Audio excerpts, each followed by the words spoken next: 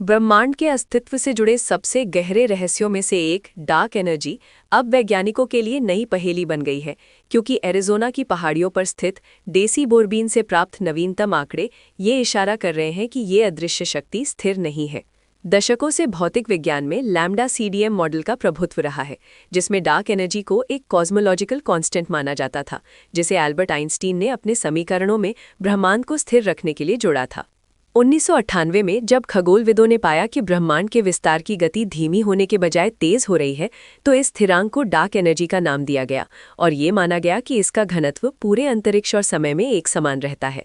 इस सिद्धांत के आधार पर यह भविष्यवाणी की गई थी कि ब्रह्मांड अनंत काल तक फैलता रहेगा और अंततः बिग फ्रीज नामक एक ठंडी और अंधेरी अवस्था में समाप्त होगा।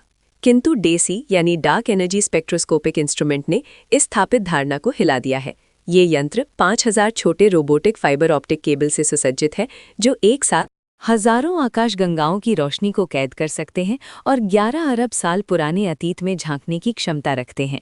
डेसी का प्राथमिक उद्देश्य बैरियन एकॉस्टिक ऑसिलेशन को मापना है, जो ब्रह्मांड के शैशव काल में ध्वनि तरंगों द्वारा छोड़े गए निशान हैं और ब्रह्मांडीय विस्तार को मापने के लिए एक मानक पैमाने के रूप में कार्य करते हैं।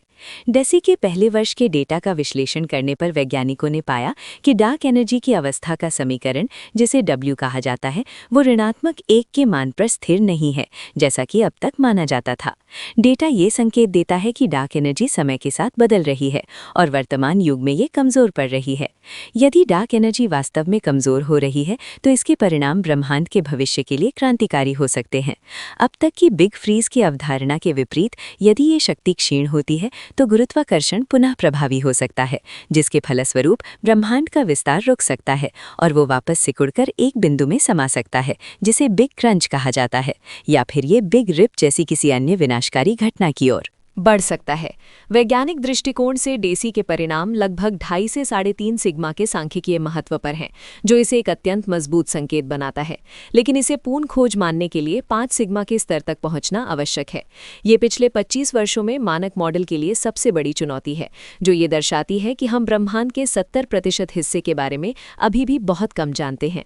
वैज्ञानिक अब अगले 3 और 5 वर्षों के डेटा की प्रतीक्षा कर रहे हैं, जो ये तय करेगा कि क्या हमें ब्रह्मांड के नियमों को फिर से लिखने की आवश्यकता है।